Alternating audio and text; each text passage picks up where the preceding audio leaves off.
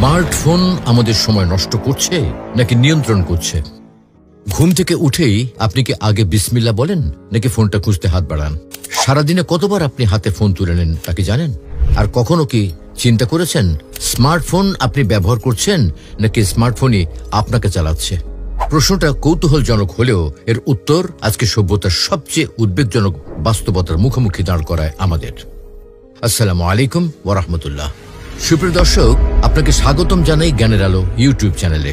আমরা সবসময় চেষ্টা করি এমন কিছু নিয়ে আলোচনা করতে যা আমাদের জীবনের গভীর বাস্তবতার সাথে সম্পর্কিত। আজকের বিষয়টি অত্যন্ত গুরুত্বপূর্ণ এবং প্রায় প্রতিটি মানুষের জীবনে প্রভাব ফেলছে, তা হলো স্মার্টফোন। স্মার্টফোন আমাদের সময় নষ্ট করছে নাকি আমাদের জীবনকে নিয়ন্ত্রণ করছে? এই প্রশ্নের গভীরে যেতে হলে আমাদের নিজেদের জীবন, সময় এবং আচরণকে খুঁটিয়ে দেখতে হবে। আজকের এই আলোচনা আমরা স্মার্টফোনকে শুধু একটা প্রযুক্তি হিসেবে দেখব না, আমরা এর ভেতরের নীরব কৌশল, এর বিজ্ঞানের ফাঁদ, মনের উপরের প্রভাব এবং ইমানের পথে কিভাবে এটা বাধা হয়ে দাঁড়ায় সেই দিকগুলো আমরা তুলে ধরবো একে একে। তো আসুন আমরা খুঁজে দেখি এই স্মার্টফোন আমাদের কি দিচ্ছে আর আসলে কি নিয়ে নিচ্ছে। মনোবিজ্ঞানের আলোকে আজ এক ভয়ঙ্কর সত্য ক্রমশ স্পষ্ট হয়ে উঠেছে। স্মার্টফোন আমাদের মনোযোগ ধরে রাখার ক্ষমতা অর্থাৎ অ্যাটেনশন স্প্যান মারাত্মকভাবে ক্ষতিগ্রস্ত করছে। যেখানে একসময় মানুষ অনায়াসে 30 মিনিট বা তারও বেশি সময় ধরে বইয়ের পৃষ্ঠে চোখ রাখত, সেখানে এখন মাত্র 3 মিনিট গেলেই মন ছটফট করতে থাকে। চোখ চলে যায় অন্যদিকে, মস্তিষ্ক চায় নতুন কিছু, সহজ কিছু, দ্রুত কিছু। কিন্তু কেন এমন হচ্ছে? কারণ আমরা প্রতিনিয়ত নিজের অজান্তেই খাচ্ছি তথ্যের জাঙ্ক ফুড।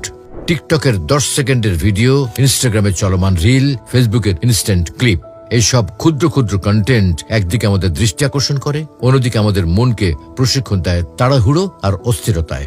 মস্তিষ্ক বারবার নতুন কিছু চায়, আরো নতুন কিছু, আরো চটকদার কিছু। ফলে মস্তিষ্কের ধৈর্য শক্তি হারিয়ে যেতে থাকে। গভীর চিন্তা, একাগ্রতা, মনোযোগ এই সব কিছু যেন মুছে যেতে বসেছে আমাদের মগজের মানচিত্র থেকে।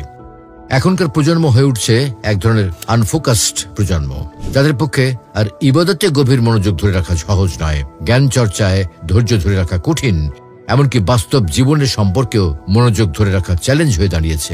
আমরা দেখতে পাচ্ছি মানুষ কথা বলছে কিন্তু চোখ ফোনে, একসাথে আছে কিন্তু মন নেই। স্মার্টফোন শুধু সময়ই নিচ্ছে না, এটি আমাদের মানসিক ভারসাম্য, সম্পর্কের আন্তরিকতা এবং আত্মার প্রশান্তি কেটে নিয়ে যাচ্ছে নিঃশব্দে। একজন যুবক, তার চোখে ছিল স্বপ্ন, অন্তরে ছিল সম্ভাবনা। একসময় প্রতিদিন বইয়ের পাতায় ডুবে যেত, ক্লাসে মনোযোগী ছিল, ভবিষ্যতের জন্য পরিকল্পনাও করত। কিন্তু অজান্তেই একদিন তার হাতে জায়গা করে নেয় স্মার্টফোন। দিনের পর দিন, ঘন্টার পর ঘন্টা সে মগ্ন হয়ে পড়ে ইনস্টাগ্রামে, টিকটকে, ইউটিউবের অন্তহীন ভিডিওর